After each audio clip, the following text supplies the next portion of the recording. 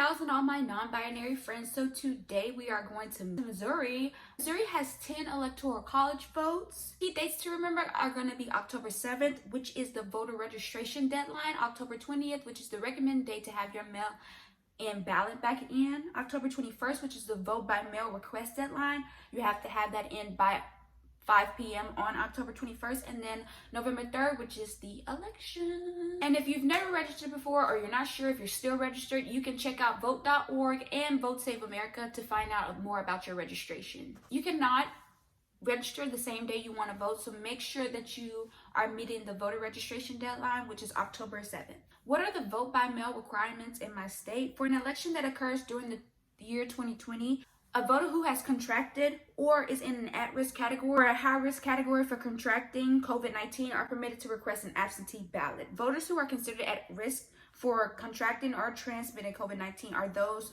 who are 65 years or older, live in a long-term care facility licensed under Chapter 198 RSMO, have chronic lung disease or moderate to severe asthma, have serious heart conditions, are immunocompromised, have diabetes, have chronic kidney disease, and are undergoing dialysis, or have liver disease. But they do suggest that you have your mail-in ballot in by October 20th. Does my state require my ballot to be postmarked or delivered by election day? A mail-in ballot must be received by the election authorities at or before the time fixed by law for the closing of the polls on election day, 7 p.m. What are my non-mail-in ballot return options? Mail-in ballots must be returned by mail in the provided envelope with the statement on the envelope signed and witnessed by a notary. And if you mail, fax, or email your ballot, you can confirm your ballot was received by your local election authority by contacting the office at election@sos.mo.gov or 866-868-3245. What if I request a vote by mail ballot, but I decide I want to vote in person instead? It depends. You're going to have to check with your local election office. And if you need more information on how to contact them, please visit Vote Save America to find links for that. If it's October 20th and you haven't received your mail-in ballot, you can contact your election authorities at elections@sos.mo.gov or 866-868-3245.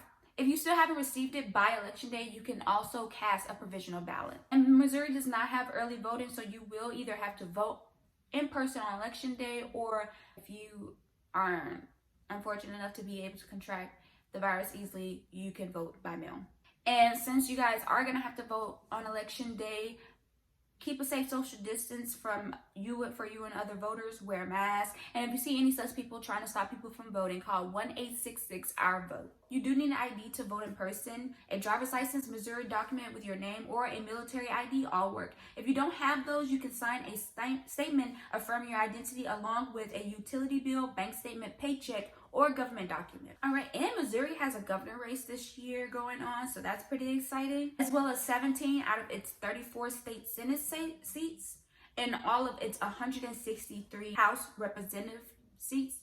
So please check out Ballotpedia to get more information on who's running in all of those districts and who's running in for the 17 state Senate seats that are up. And Missouri has 1 Supreme Court seat up and 6 intermediate appeal retention elections up. So again, check out Ballotpedia for more information on those judgeships. And you guys have 3 ballot measures. One of them was already passed in August, which was a ballot measure to expand Medicaid under the ACA. So shout out to y'all, even though Trump is trying to take away your health care. So, November 3rd, you could tell him how you feel about that. But the 2 ballot measures that are going to be up for the November 3rd election, the First Amendment is going to be on term limit, and it sets a 2-term limit for state executive officials. A vote yes supports this constitutional amendment to limit the lieutenant governor and secretary of state, state auditor, and attorney general, along with the governor and state treasurer, to 2 terms of office.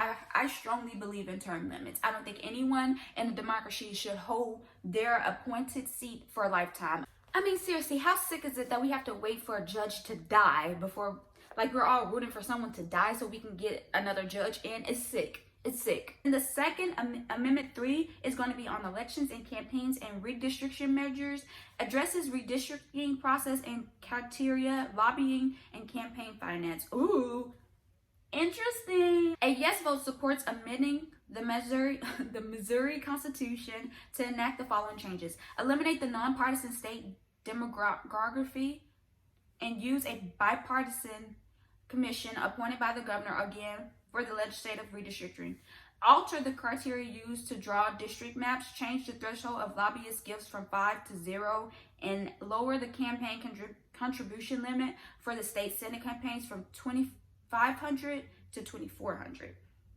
I like bipartisan, but I also like nonpartisan even better. So I don't know, is there something wrong with the nonpartisan organization who's doing the redistricting now? I mean, why does it have to be bipartisan? Bipartisan is cool, but that also bi means two. So only those two parties. But nonpartisan means anyone who's even not affiliated with parties. You know what I'm saying? I don't know. I just feel like nonpartisan always seems better than bipartisan to me personally, but I don't know. Yeah, those are the two ballots. And again, you guys had 3 ballot measures and you voted to extend Medicaid under the ACA, which is amazing. So congratulations to you guys for that. And St. Louis, Clay County, Jackson County, and Palette County. I'm sorry if I got this wrong. But you guys, these are your municipal elections. St. Louis, I see you guys have a sheriff up.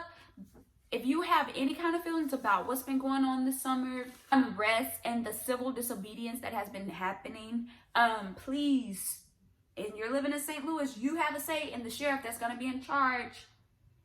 Even though that shit sucks and we need to abolish it all, but right now, in the reality we're living in right now, you have a say in who gets to be the sheriff. You know what I'm saying? And even if you don't like the choices of the sheriff you have right now, that's because we have to participate every year, and we have to not only participate, but get people to run for office, and also ourselves be willing to run for office, because it's important. If you think you have a say and you think that you have better ideas than the people that are running, which, I mean, it's not going to be that hard, then you should run. Point blank, period. But again, these are all the municipal elections. Check out Ballotpedia for more information. If you live in St. Louis, Clay County, Jackson County, and Palette County, I'm sorry, Palette, if I said it, I'm saying it wrong. I don't know. I'm not from Missouri.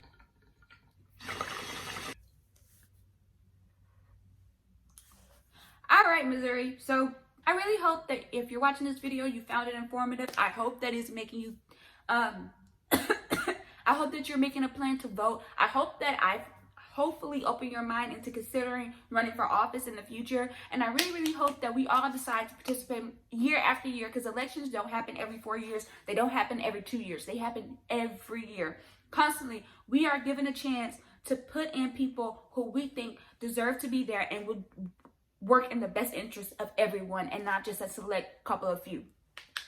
So again, please think about running for office.